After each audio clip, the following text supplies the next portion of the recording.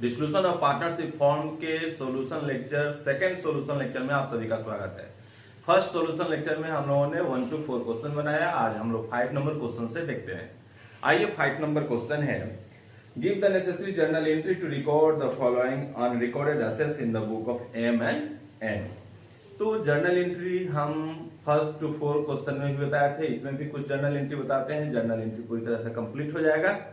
Question number 5 में है, first question की partner mister M agree to take over the firm's goodwill not recorded in the book of the firm at valuation of 50,000।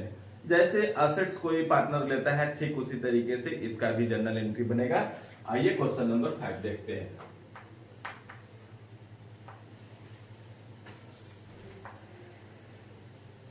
आप journal entry का format journal का बनाते हैं। Journal का format बनाने के बाद आप जर्नल करते हैं। आप ऊपर हेडिंग जर्नल एंट्री कर सकते हैं।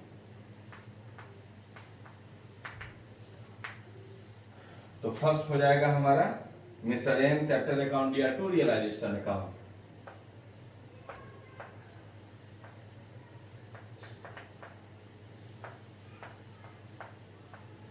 To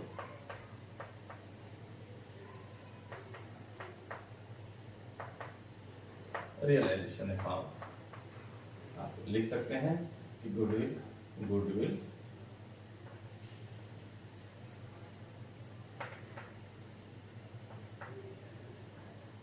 taken over by M. 50,000 जो अमाउंट है, आप यहाँ 50,000 अमाउंट कर दीजिए बस। इसके बाद नेक्स्ट दिया हुआ है कि T an old customer who account of 2000 was written off as bad in the previous year paid 50%, यानी जो इसको हमने बैड डेब्ट कर दिया था वो 50% पेमेंट कर दिया। ठीक है, तो आपके पास पैसा आएगा, कस्टमर जो है पैसा देगा, आप पैसा रिसीव करेंगे।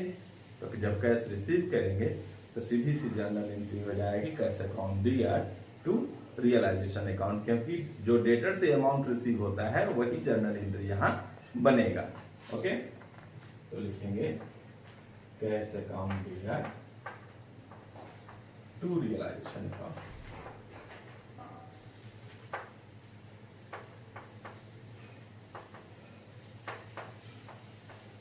लिखेंगे कैश रियलाइज अकाउंट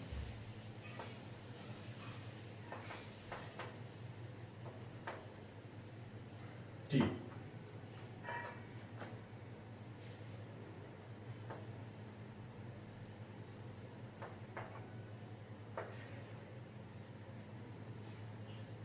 अब नेक्स्ट है कि थर्ड नंबर है कि a joint life policy having a surrender value of 15,000 remain unrecorded.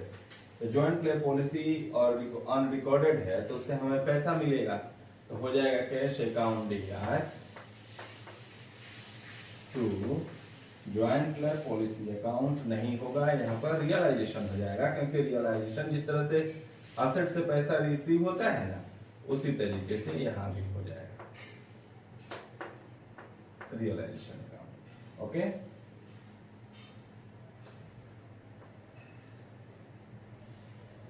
Surrender value of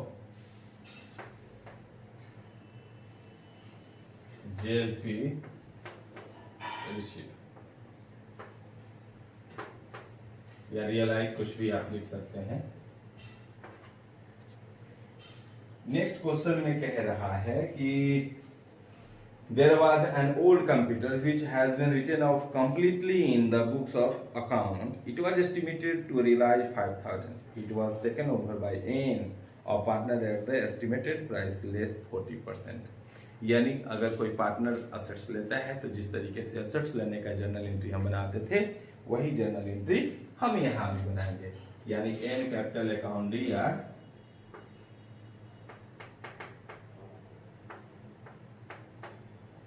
to realisation account.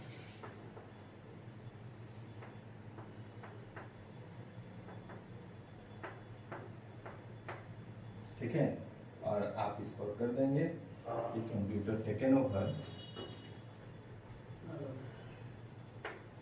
Taken over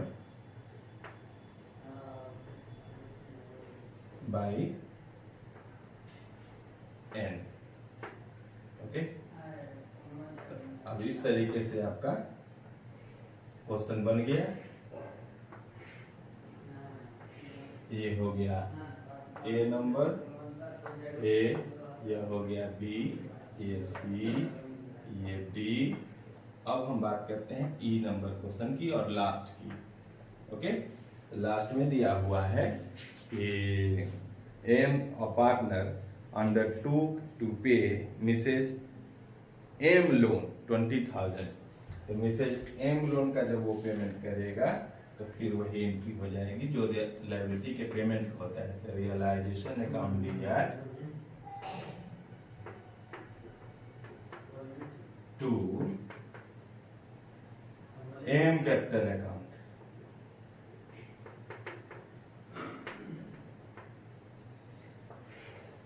लिखेंगे missus M loan paid, missus M loan paid up, paid by M. बस हो गया। तो इस तरीके से आपका 5 number question complete हुआ। अब हम लोग आइए 6 नंबर क्वेश्चन देखते हैं। 6 नंबर क्वेश्चन में कह रहा है कि pass necessary journal entry for the following transaction at the time of dissolution. तो कह रहा है कि loan of 10,000 advance by a partner to the firm was refunded. तो इसमें कुछ नहीं करना है, आपको जो क्वेश्चन बनाने हैं यहां से आप देखिए 6 नंबर क्वेश्चन को।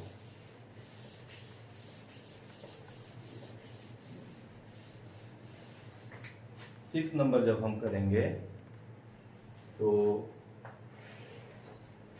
फर्स्ट कह रहा है कि loan of 10,000 advance by a partner to the firm was refunded. तो जब हम रिफंड करेंगे तो पार्टनर लोन अकाउंट डीआर हो जाएगा, क्योंकि रिसीवर पार्टनर हो जाएगा। Partner loan account DR to bank account. आप पार्टनर लोन अकाउंट आपको हम बताए हैं, जब पेमेंट होता है तो टू बैंक लिखते हैं ना, तो डेबिट होता है, यहाँ क्रेडिट हो जाएगा। ओके, और यहाँ पर हो जाएगा repayment of partner loan, repayment of partner loan.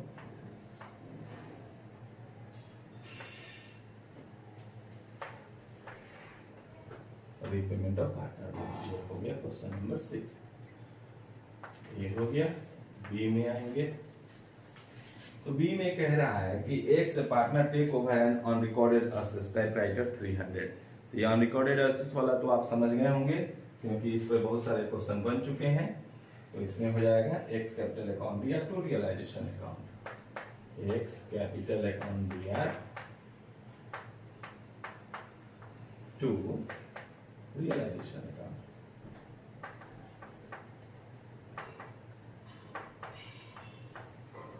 Realisation account, और इसमें हम लिखेंगे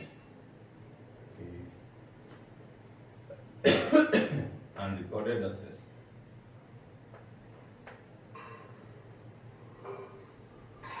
टाइपराइटर भी कर सकते हैं, टेकन ओवर बाय एक्स। इस तरीके से हमारा 2 नंबर जर्नल हो गया। नेक्स्ट कह रहा है कि unrealised undistributed balance profit and loss account debit balance दिया हुआ है, क्रेडिट नहीं दिया हुआ है। 30,000 the firm has 3 partner XYZ। एक बात जानिए, आपको याद होगा जब हम फिक्सिशियस असेट्स की बात करते हैं तो वो पार्टनर कैपिटल अकाउंट के डेबिट साइड में आते हैं। तो जो पार्टनर कैपिटल अकाउंट के डेबिट में आता है तो जनरल में वो क्रेडिट में जाएगा, और हेडिंग जो होगा पार्टनर कैपिटल अकाउंट का वो डेबिट हो जाएगा। तो हेडिंग में कौन कौन पार्टनर है, पार्टनर कैपिटल अकाउंट लिखते हैं, पार्टनर्स कैपिटल अकाउंट लिखते हैं। तो पार्टनर्स कौन कौन से हैं, XYZ है, तो XYZ को हम डेबिट कर देंगे और प्रॉफिट एंड लॉस अकाउंट को क्रेडिट कर देंगे। तो आइए जर्नल नंबर 3 देखते हैं, यानी सी नंबर में हम देखेंगे तो लिखेंगे एक्स कैपिटल अकाउंट दिया एक्स कैपिटल अकाउंट दिया, वाई कैपिटल अकाउंट दिया, जेड कैपिटल अकाउंट दिया,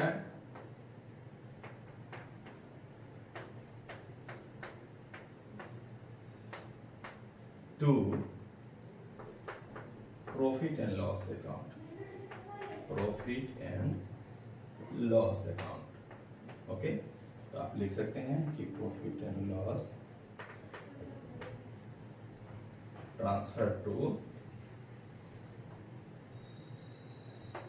capital account, capital account. Okay, तो इस तरीके से हमारा तीसरा जर्नल एंट्री बना। आप ऊपर वाला का अमाउंट नहीं लिखा है तो 300 लिख लीजिए, यहाँ 300 है लिख देंगे, और ये 30,000 था तो 10,000, कोई रेशियो नहीं दिया है तो यहाँ पर हम लोग 30 10 10 10 करके इसको इक्वली डिस्ट्रीब्यूट कर देंगे। ओके, नेक्स्ट जर्नल हम देखते हैं। तो नेक्स्ट में कह रहा है कि the assets of the firm realise 1,25,000। तो जब असेट से रियलाइज होता है तो आपको याद होगा कि बैंक के हेडिंग में रखा जाता है, यानी बाई बैंक करके टोटल असेट्स को रखते हैं। तो जब बाई बैंक होता है, क्रेडिट होता है, तो जनरल में वो डेबिट हो जाएगा। तो क्या हो जाएगा, बैंक अकाउंट दिया टू रियलाइजेशन अकाउंट। आप नोट कर लीजिए डी नंबर। तो बैंक अकाउंट दिया to realisation account,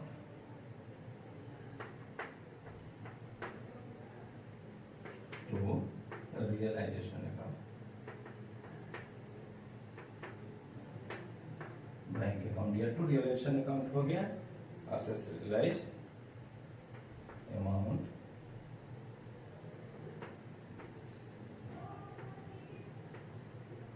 realized from assets, amount realized from assets। तो इस तरीके से ये हमारा जनरल एंट्री बन गया। जैसे असेट से जो अमाउंट रिसीव हुआ तो बैंक अकाउंट दिया टू रियलाइजेशन अकाउंट।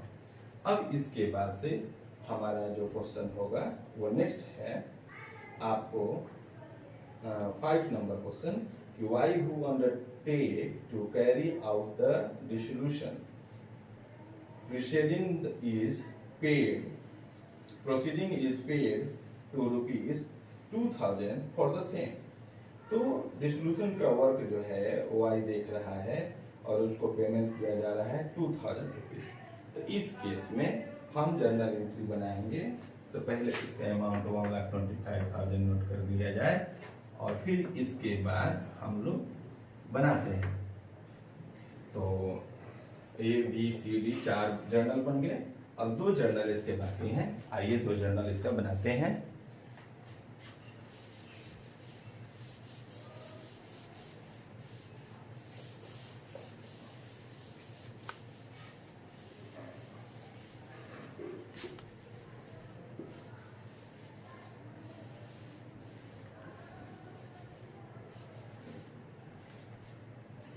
दो जर्नल में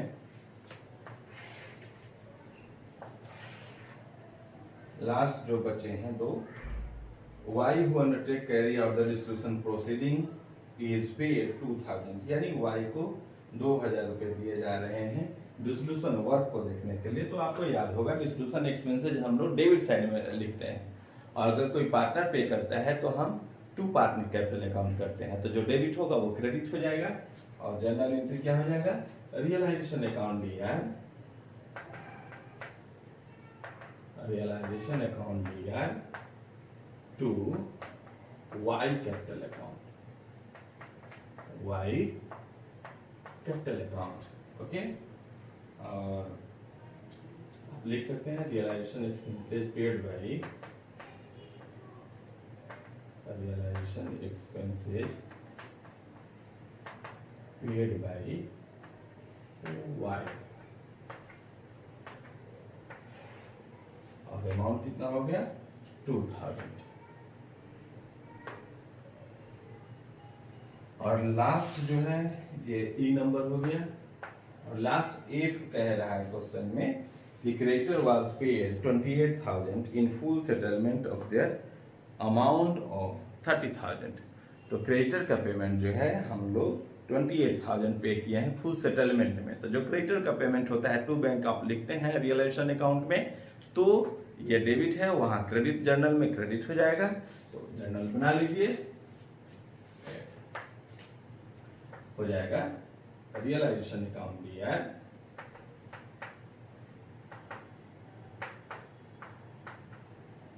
to bank account.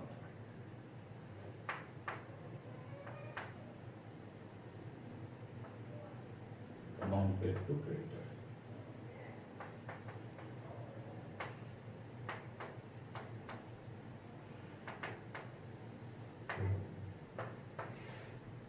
Amount paid to creditors. Amount कितना है 28,000। कितना क्रेडिटर है इतना उससे हमको नहीं मतलब है, हमने पेमेंट कितना किया उससे मतलब है। तो इस तरीके से आपका 6 नंबर क्वेश्चन कंप्लीट हो गया। इसी तरीके के 2 क्वेश्चन है 7 और 8। हम कोशिश करेंगे कि दोनों क्वेश्चन इसी वीडियो में आ जाए। आप 7 नंबर क्वेश्चन को देखिए। 7 नंबर क्वेश्चन में भी आपको जर्नल ही बनाना है, इसलिए जर्नल आपके कंप्लीट हो जाने चाहिए इतना से, क्योंकि ये अगर टॉपिक कंप्लीट हो गया आपका तो याद रखिएगा सीबीएसई बोर्ड हो या बिहार बोर्ड, इससे क्वेश्चन जरूर आते हैं। ओके, और मैक्सिमम स्टूडेंट जो है मिस कर जाते हैं जर्नल एंट्री, वो सिंपल जर्नल एंट्री से समझ लेते हैं, जिससे उनका क्वेश्चन नहीं बन पाता है, गलत हो जाता है। 7 नंबर में दिया हुआ है कि pass the necessary journal entry for the following transactions on the dissolution of the form of P and Q after the various assets other than cash and outside liability have been transferred to realization account। जब liability transfer होता है तो क्या होता है, आइए देखते हैं। तो देख रहा है पहला क्वेश्चन दिख रहा है कि बैंक लोन ₹12,000 was paid। तो बैंक लोन का आपने पेमेंट किया है, ठीक उसी तरीके से इसका जर्नल एंट्री बनाएंगे जैसे आप क्रेडिटर का जर्नल एंट्री बनाते थे, लायबिलिटी का जर्नल एंट्री बनाते थे। तो क्या जर्नल एंट्री बनाते थे, रियलाइजेशन अकाउंट दिया टू बैंक अकाउंट, लिखेंगे रियलाइजेशन अकाउंट दिया टू बैंक अकाउंट। क्या लिखेंगे आप इसमें, bank loan paid, bank loan paid हो गया आपका जर्नल। कितना अमाउंट दिया हुआ है 12,000, आप यहाँ 12,000 दिखा देंगे, आगे बढ़ेंगे। 2 नंबर में जब हम आएंगे तो 2 नंबर में क्वेश्चन कह रहा है कि स्टॉक और 16,000 was taken over bye Q. तो क्यू ने स्टॉक ले लिया है तो बाय क्यू कैपिटल करेंगे, तो क्रेडिट है तो जनरल एंट्री में वो डेबिट हो जाएगा। तो लिखेंगे क्यू कैपिटल अकाउंट दिया to realisation account, Q capital account दिया टू रियलाइजेशन अकाउंट।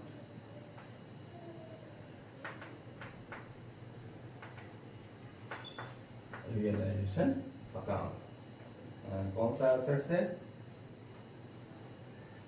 आप लिख सकते हैं क्यू को घर स्टॉक। थर्ड जनरल एंट्री पे आएंगे तो थर्ड जनरल एंट्री दिया हुआ है कि partner P paid a creditor 4,000। तो जिस तरीके से लोन का पेमेंट आपने किया तो टू बैंक लिखा, यहाँ पर पी पेमेंट कर रहा है तो पी के हिसाब से हम चलेंगे। रियलाइजेशन अकाउंट दिया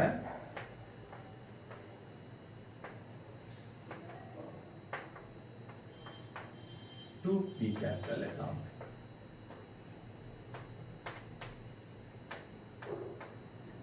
रियलाइजेशन अकाउंट दिया to P capital account.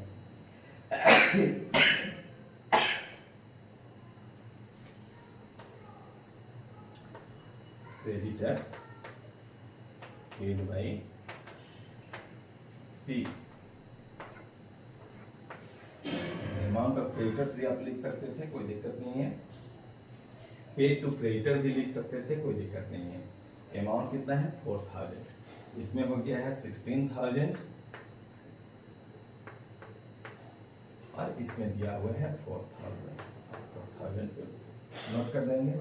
Next कह रहा है कि an assets not appearing in the book of account realise 1200। तो जिस तरीके से ऑन रिकॉर्डेड एसेट्स है वही अनरिकॉर्डेड एसेट्स है, क्योंकि नॉट रिकॉर्डेड है यानी अनरिकॉर्डेड है। अब 4 नंबर की बात करेंगे, तो 4 नंबर की बात करेंगे तो लिखेंगे बैंक अकाउंट दिया, बैंक अकाउंट दिया to realisation account, to realisation account, और अमाउंट हो जाएगा, ये कितना अमाउंट है 1200 assets realized and assets realized।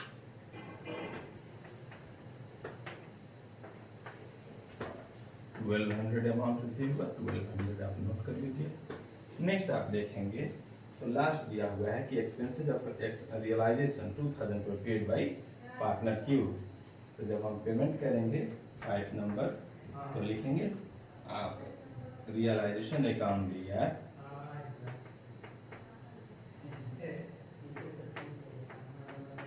Realisation account दिया Q capital account, Q capital account. Okay, और यहाँ पर लिख देंगे expenses paid by expenses of realisation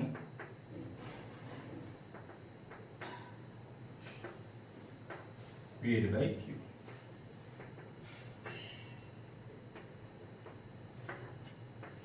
और इस तरीके से आपका ये क्वेश्चन कंप्लीट हुआ।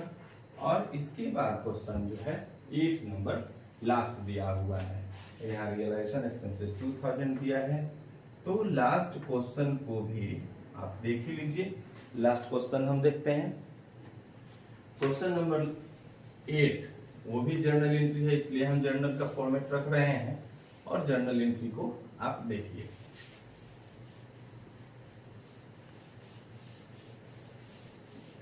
एक नंबर क्वेश्चन 1 to 8 अगर आप प्रैक्टिस कर लेते हैं तो आपसे इस तरह के क्वेश्चन छूटेंगे नहीं, और आप निश्चित रूप से सारे क्वेश्चन को एग्जाम में सॉल्व कर सकते हैं। क्वेश्चन नंबर 8 देख लीजिए। दिया हुआ है कि डेब्टर दिया है, थोड़ा सा ये लॉन्ग क्वेश्चन है। दिया हुआ है कि pass the necessary journal entries for the following transactions on the dissolution of the firm of XYZ who were selling profit in the ratio of 2 to 1. All the assets other than cash and external liabilities have been transferred to realization account. सबको realisation account में transfer किया गया है। Realisation account transfer का journal आप already बना चुके हैं, अभी बनाए हैं। आइए लास्ट क्वेश्चन को देख लेते हैं। Debtor were 1,24,000, X take over debtor account to 1,20,000 and 1,17,000 and the remaining debtor were sold a debt collecting agency at 50% of the value। यहाँ पर दिया हुआ है कि डेब्टर 1,24,000 का है, लेकिन एक्स ने उसे 1,20,000 पर ही ले लिया है। ओके, उसके बाद कह रहा है कि 1,17,000 and the remaining debtor were sold डेब्ट।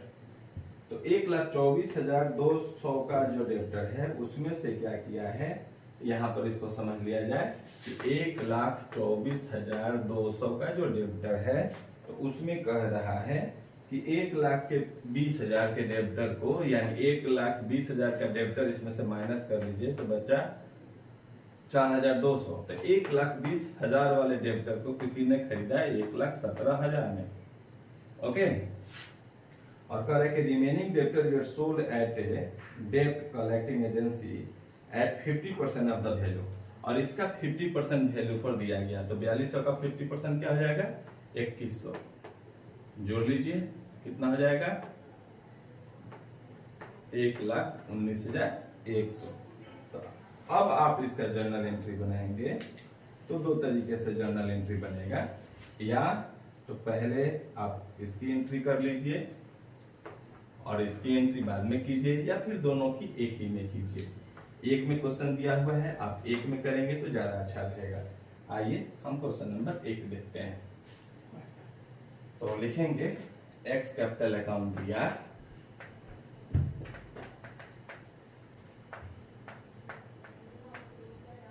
एक्स कैपिटल अकाउंट दिया हो गया। फिर लिखेंगे बैंक अकाउंट दिया, बैंक अकाउंट दिया। तो आप देखेंगे कि 1,20,000 से 1,17,000 आया, तो 1,17,000 आप यहाँ लिखेंगे और 2100 जो आया उसे आप बैंक में लिखेंगे। ओके, और तब लिखेंगे टू रियलाइजेशन अकाउंट, टू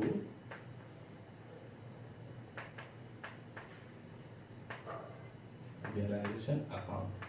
आप दोनों को अलग अलग करते तो लिखते एक्स कैपिटल अकाउंट दिया टू रियलाइजेशन अकाउंट, और दूसरा एंट्री होता है बैंक अकाउंट दिया टू रियलाइजेशन अकाउंट। हम लोगों ने एक ही में उसको ऐड कर दिया है, तो हो जाएगा 1,19,100। ओके, अब हम लोग चलेंगे नेक्स्ट जर्नल पे। तो नेक्स्ट जर्नल दिया हुआ है कि sundry assets were ₹1,17,000.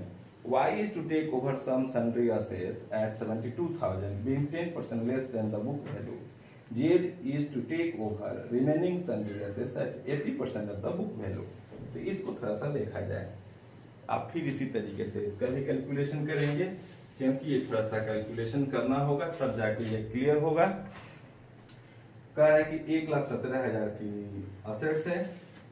Y is take over some sundry assets at 72, being less than the book value, यानी उसका जो बुक वैल्यू है उससे 10% लेस किया गया है। तो 10% लेस किया गया है, तो बुरा सबसे पहले इसको समझना होगा कि 72,000 पर लिया है, 10% लेस हुआ है। तो इसको हम करेंगे, इसका टोटल वैल्यू निकालने के लिए 100 में से 10 माइनस करेंगे। तो 100 में से जब 10 माइनस करोगे तो हो जाएगा 90। अब आप कट कीजिए, तो 0 0 कट गया, 9 8 72, 800 ये, यानी 80,000 के असेट्स को कितना में लिया गया है, 72,000 में लिया गया है। तो 1,17,000 से 1,17,000 से पहले आप माइनस कर दीजिए 80,000, तो बचा कितना, आप देखेंगे 37,000। 80,000 को कितना में लिया गया है, 72,000 में लिया गया है। अब बचा कितना, 37,000। तो कह रहा है क्वेश्चन में कि to over Z is to over remaining sundry assets at 80% of the book value. अब इसका 80% कैलकुलेट कर लीजिए। तो जब 80% कैलकुलेट करेंगे तो इसका कितना हो जाएगा, 2 शून्य तो हो ही गया, इसको यहाँ लिख लीजिए, 2 शून्य हो गया, 8 7 56 के 6 में 5, 8 3 के 24 और 5 29, यानी पहला भाग जो है 72,000 में और दूसरा 29,500 में। अब आप आइए जर्नल एंट्री बनाते हैं। तो जब जर्नल एंट्री बनाएंगे 8 7 56 के 6 होगा ना, तो 29,006। अब जर्नल एंट्री बनाएंगे तो लिखेंगे Y कैपिटल अकाउंट दिया, फिर दोनों को एक में बना लीजिए, Z कैपिटल अकाउंट दिया,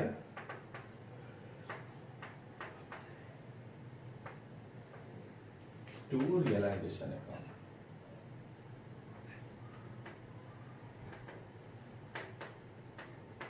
ठीक है, आप लिखेंगे sundry assets taken over, sundry assets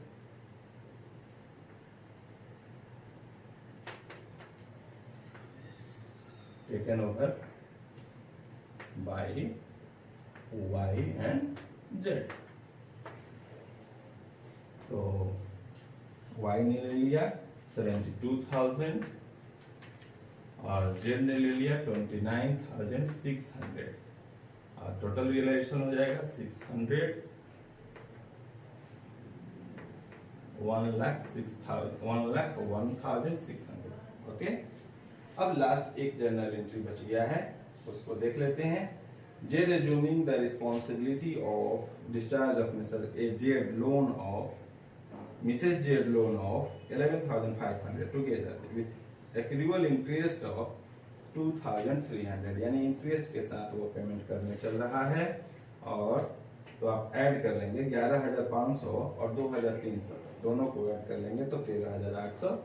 आप सीधे लिखेंगे journal entry realisation account DR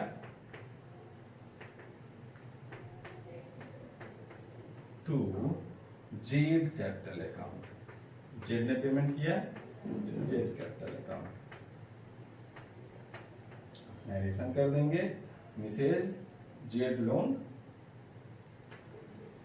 Mrs Z loan paid by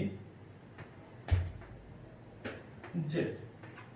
तो इस तरीके से आप देखेंगे कि टोटल था 11,500 प्लस 2,300, तो 11,500 11 2 13,800, 13,800 को दिखा देंगे, 13,800 हो गया।